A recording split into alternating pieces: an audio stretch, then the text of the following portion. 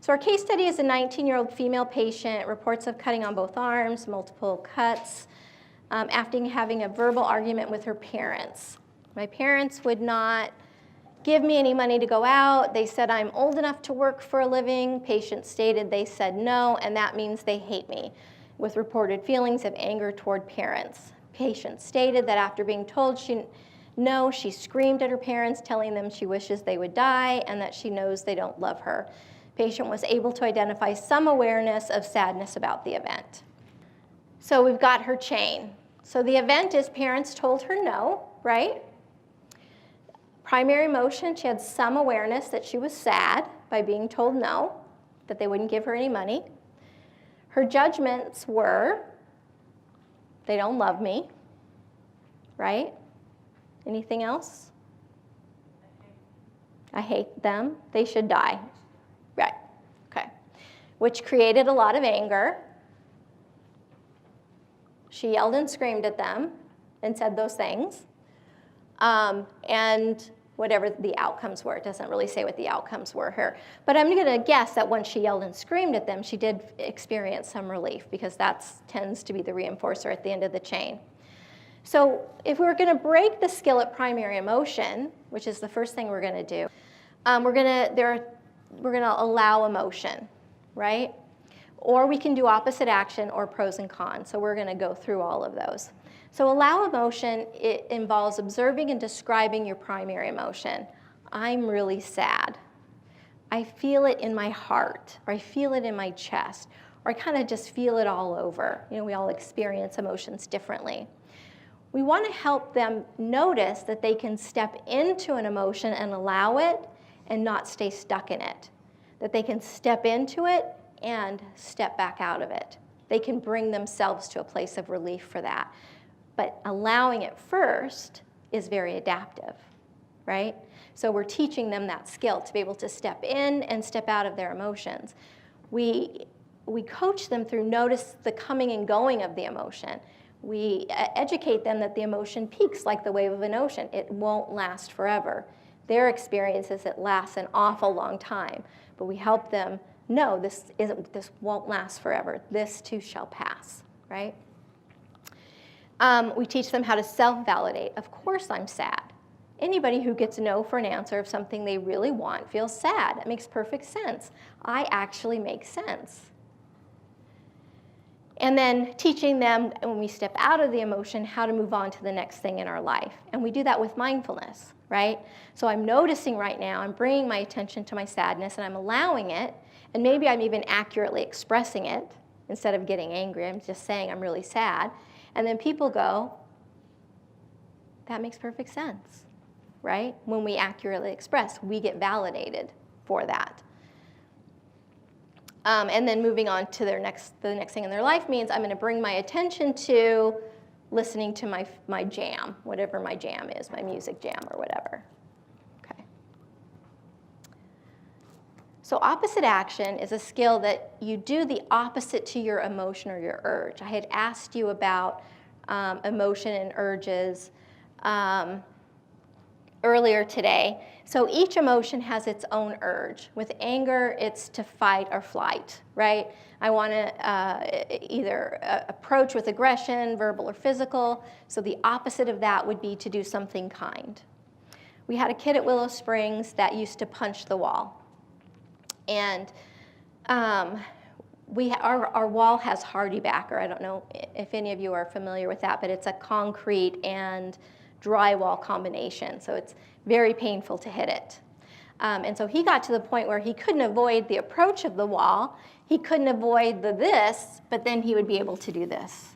He started to pet the wall instead of punch the wall, which is much more adaptive, right?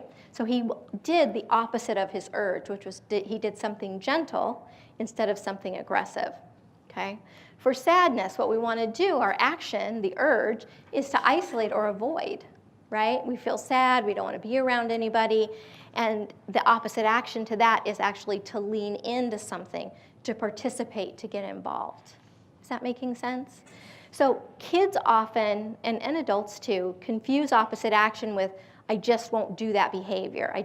I'll do the opposite, I won't do it. That's not the opposite. That's the absence of it. The opposite is to actually do something that's the opposite urge. So if the urge is to be aggressive, something opposite is kindness or gentleness, doing that instead.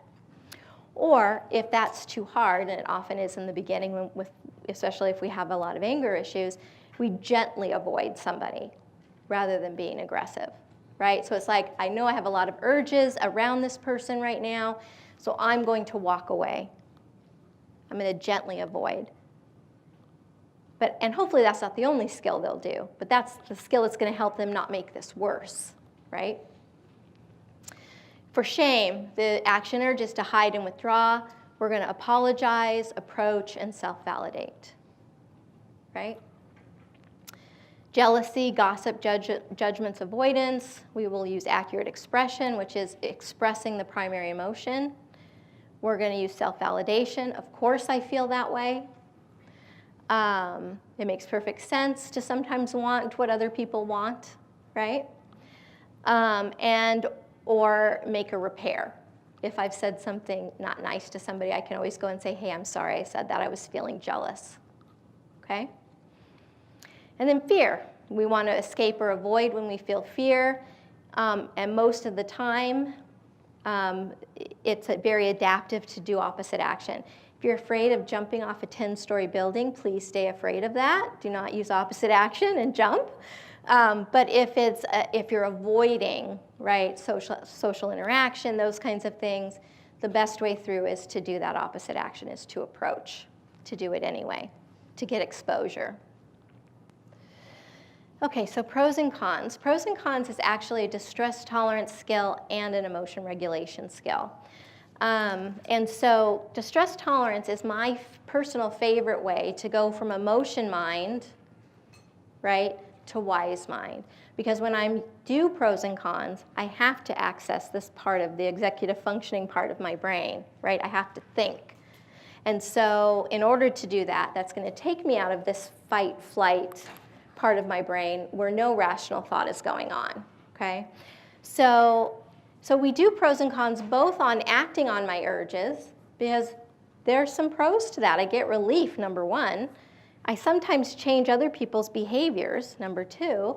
Sometimes actually get what I want, number three, right? I mean, all behavior makes sense in some way, okay? They get something from it. And so I need to talk about the advantages and disadvantages of acting on my urges. And then I also need to consider the cost of using skills, the advantages and disadvantages of using skillful behavior instead, because it means I have to give up some stuff that I'm pretty comfortable doing, right? I work with patients all the time who say, I don't know that I ever want to give up cutting. It's a rush. I love to see the blood, right?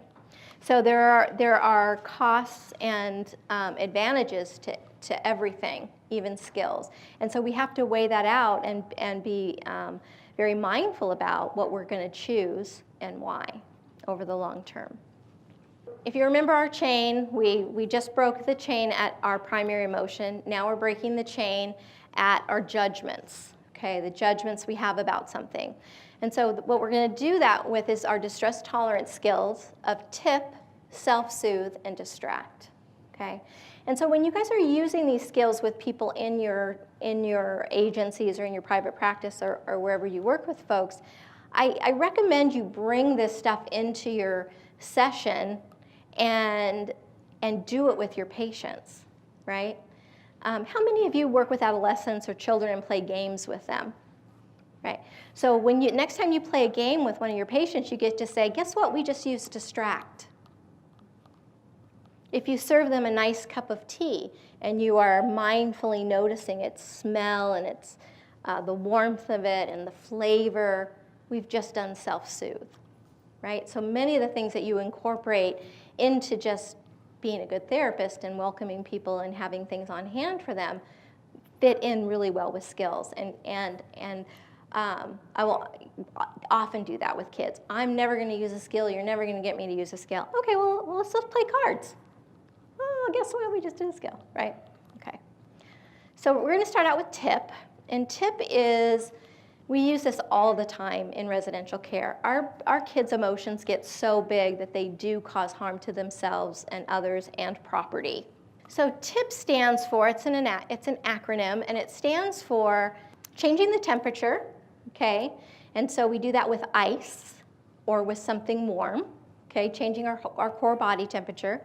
Intense exercise, paced breathing, progressive muscle relaxation, and then passive relaxation as well. So there's 3 P's here. There's only 2 P's in TIP. I don't know. So what we often do when someone is just off the rails, just inconsolable, kicking things, refusing, sitting and kicking the wall, or just sitting and trying to bang their head back against the wall, what we'll often do is we'll get ice and we'll offer it to them. We'll say, would you like, because we've already exposed them to it, we've already brought it into groups, they've already had experiences of doing that when they're not distressed. So we'll bring it, because we really don't want to touch people, right, without their permission. And if they won't, if they won't take the ice, I might say to them, hey, Sally, it's Lynn. Can you look at me? Can I get your attention? Can I get you to pay some attention to me? I'm going to put some ice in your hand. Okay? I'm going to put some ice in your hand. She might still be screaming and crying and inconsolable, but I'm just going to take her hand and turn it over and put the ice in it. Okay? Ice is a big stimulus. It is really hard not to pay attention to something that cold on your body. Okay? Ice is a great way to help be something that grabs their attention so that they then can pay attention to it on purpose, right? I've never seen ice not work in a patient that's really losing it, okay? If I put it in their hand, sometimes I'll move it and say, I'm going to put it on the back of your neck, because the whole point of it is to lower their core body temperature. So what we're sort of doing is tricking their body into believing they've already calmed down, right? We're lowering that body temperature so that the emotion can follow, all right? And so the way that Marcia describes it in her skill books is you can actually get a basin, fill it with water and put some ice cubes in it, and ice dive is what she calls it. So putting your face into a basin of water. And what that does is it initiates the dive reflex, so that when it's a survival thing, that if we dive into cold water, all the blood rushes away from our extremities, which is where it is when we're distressed, right? And to our core, right? So it keeps our organs going in case we get out of that water, right? So it's just this automatic reflex. Paced breathing is...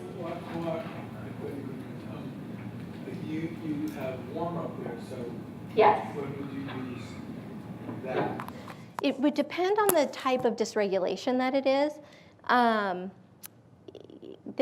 attended a really nice training on emergency management, and it was a guy who was a social worker who worked in the ER, and he said there's not many problems he wasn't able to solve with a hot meal and a warm blanket. Right? So that can be something really soothing, that someone who's maybe crying or inconsolable, that you put something fuzzy near them, right? Or give them a plush stuffed animal. That can be very soothing as well. When it's anger, though, we're usually so hot that adding heat probably isn't going to be helpful to them. But yeah, thank you for that question. And so that with paced breathing, what we know is that if you were to sit and do deep breathing, right? So slowly breathing in through your nose, holding it at the peak, and blowing it out through your mouth like it's like through a straw.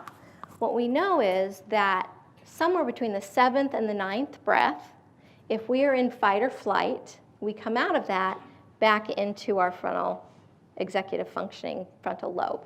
Okay, so somewhere between the 7th and the 9th breath, we can be rational again. Okay, it can be really hard to take 9 deep breaths in a row, though, especially at first, because you kind of feel like you're hyperventilating. But the more you practice, that's a mindfulness activity, right? The more you practice that, the better you get at it. But what we teach at Willow is the rule of 4. We'll have kids take 4 breaths. As I said, they'll breathe into 4, hold for 4. Breathe out for 4, and do that 4 times. So that's our rule of 4 at Willow. Progressive muscle relaxation, again, is just, we'll have them tense either individual muscle groups on their body and release them, or have them tense their whole, especially like with the little peds, we'll have them tense their whole body up and then sort of let it go. So self-soothe is using your 5 senses to very mindfully experience something that you find soothing, okay? So you can, what we do a lot at Willow is the kids make happy books. So they cut images out of magazines, or they bring pictures from home and they paste them in a book for things that evoke the feeling of happiness from them. So they can look at their happy books as a self-soothing activity, because when I see something that evokes happiness, I'm more likely to feel happy after I've done it. We allow them to go into a self-soothe room where they can listen to music on headphones. With smell, we have every night they get hot tea, so they can smell the hot tea. They have self-soothe kits that often has smelly, nice lotion in it, okay? We will use candy and other things to eat mindfully and use taste as a way of self-soothing. They can have some hard candy in their self-soothe kit, so they can kind of suck on hard candy and just be very mindful about it and have that be soothing to them. And then, again, we can have stuffed animals or small blankets, those kinds of things, also in their self-soothe kits that they can use. And again, the key to any of these skills is bringing their minds with them. They have to observe and describe and be very mindful about what they're doing. So distract. That's the thing that you remember about distract is that I'm not distracting myself to the point that I don't realize something I don't like is happening, because then that's avoidance. I'm avoiding it, right, rather than just distracting from it. And so it's kind of like going to a buffet. And let's say you're excited, you're hungry, you walk into a buffet, and you find out it's a seafood buffet and you don't like seafood.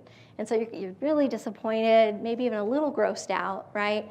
And so you have a choice in that moment, right? I can walk out and go somewhere else, of course, or I can notice that there's other food there that I do like maybe they have fresh rolls, or maybe they have this great salad that doesn't have seafood on it yet, or maybe they have this, you know, they're cutting chicken breast over here, or something like that. So it's not like you're not aware any longer that there's still seafood all around you, but you're paying attention on purpose to things that you do like at the buffet.